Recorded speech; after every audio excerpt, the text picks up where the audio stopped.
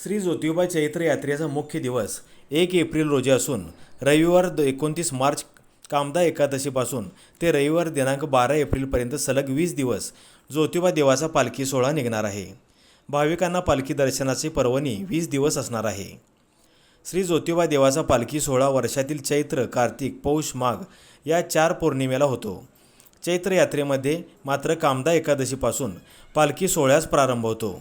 यंदा 12 एप्रिलपर्यंत एकूण सलग 20 दिवस पालखी सोहळे दररोज रात्री 8:30 वाजता निघणार आहेत, अशी माहिती वैभव जामदार यांनी सांगितली।